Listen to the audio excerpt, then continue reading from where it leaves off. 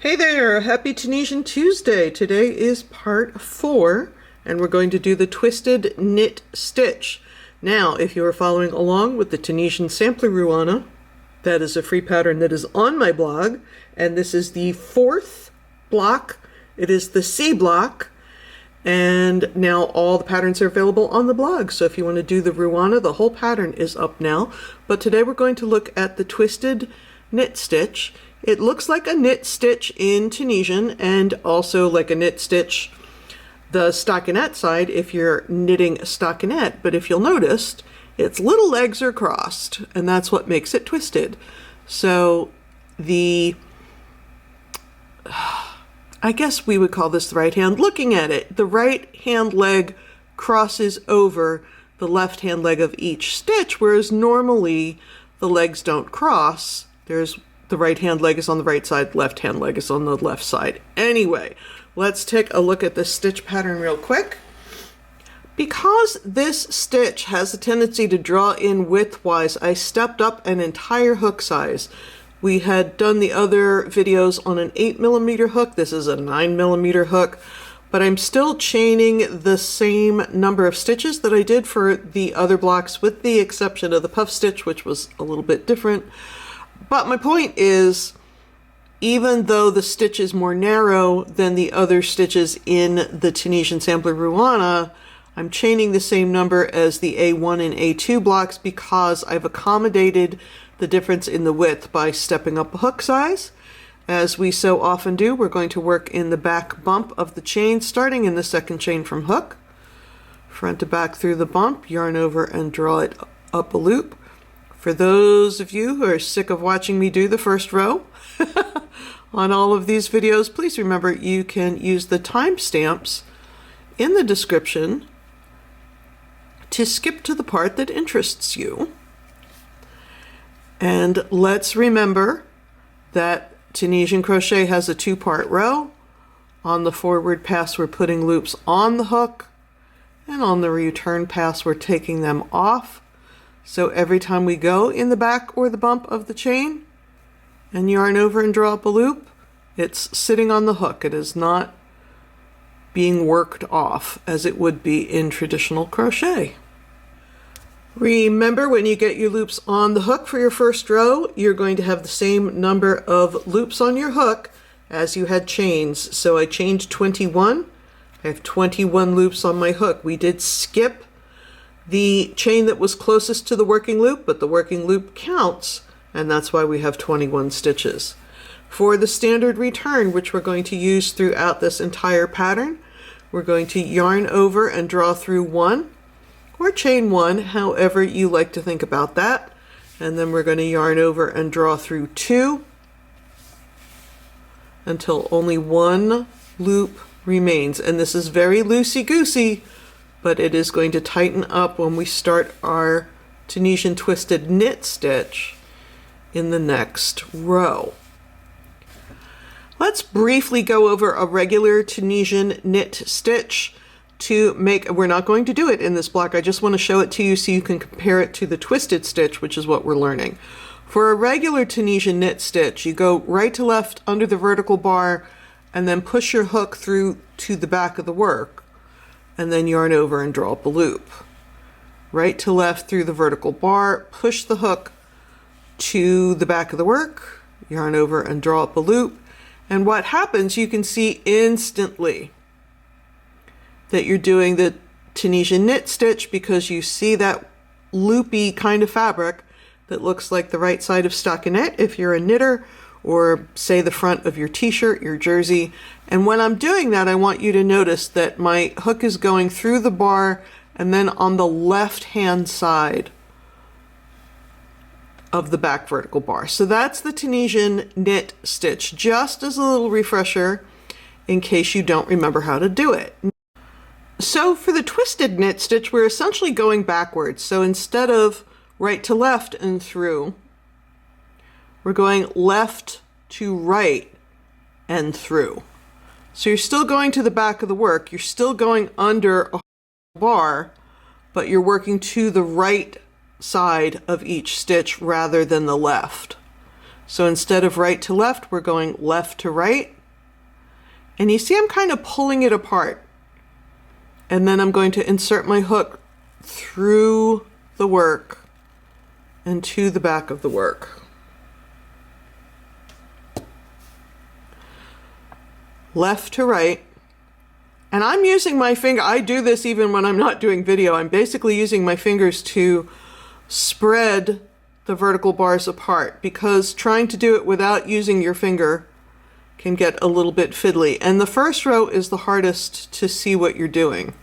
But I do want you to see that, whoops, I do want you to see that in the same way you can see the knit stitch right away, you can see the twisted knit stitch right away. See how the right leg of each stitch is crossing in front and over top of the left hand leg. And this is when we're looking right and left. I'm talking about when we're looking at the work. And also look how much tighter that is compared to the knit stitch that we did earlier. So use your finger if you have to.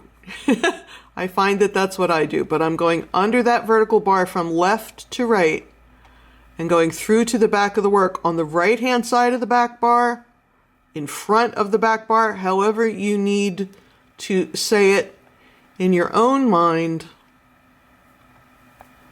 But I definitely use the index finger on my right hand to kind of pull that stitch out of the way. I'm going to do one more slow. So instead of right to left and through, we're going left to right and through. Looking again closer, you can see that one leg is twisted over the other leg. I do find, this is row 2 of your pattern, it is the first pattern row. I find this to be a little fiddly to get started. I think it's easier to see after you get this one row completed, but I do want to get to the end and give you a little review on the edge stitch. Now, just because I have twisted all of my other stitches does not mean I'm going to twist my edge stitch. I'm going to make my edge stitch the way I did on all of our other patterns. I'm going right to left under the last vertical bar and also under the strand of yarn behind it. And then I'm going to yarn over and bring it under 2 strands, not 1. And that's going to give me my, oh my goodness, I'm fighting with it today. That's going to give me my nice, neat left-hand edge. But just because I've twisted all these other stitches does not mean I'm going to twist the edge stitch. So I'm going to go ahead and yarn over and draw through 1 or chain 1, however you like to call it, and finish my standard return by going yarn over, draw through 2, over and over and over again until only 1 loop remains. One of the things I like about this stitch is it does not have to be a specific stitch multiple. You know, sometimes I'm telling you, oh, it has to be an even number, oh, it has to be an odd number. This can be any number of stitches that you want it to be. Just remember, if you're planning a project, it is a little more narrow than other Tunisian stitches. All right, the second row of my swatch is complete. The first pattern row is complete. Now I'm going to go ahead and move on doing my Tunisian Twisted Knit Stitch. And this is what I said when I said it was earlier after that first row is set up, the first pattern row rather. So once again, I'm going left to right and through to the back. But now that we've got it set up this way, the fabric really does want to go that way. It's laying in a more convenient manner for you to go ahead and make this stitch. Left to right, under the vertical bar, through to the back of the work, in front. You have to be in front of the stitch, not behind. And once again, you can see immediately if the stitch's legs are crossed, and looking at it, the right hand one is sitting on top of the left hand one, you're doing it correctly.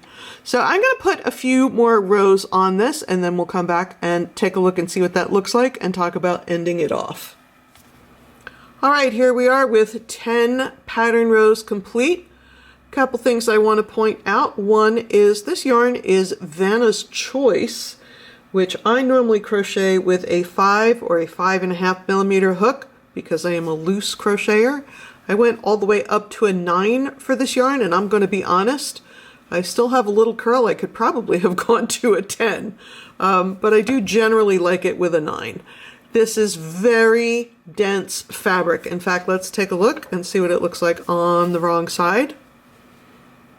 Here we go. So it doesn't look like the front, but it is a texture stitch, so I don't hate it. And as I always do, that last row that you do, no matter what stitch you're doing in Tunisian, is going to be an open row, and we need to close it. And so I prefer that we slip stitch across, picking up these vertical bars, but you want to do it in the same way that you made the stitch. So I'm going under the vertical bar and in front of the back bar, yarn over and drop a loop. So far it's just like what I did before, except I'm going to go ahead and close it.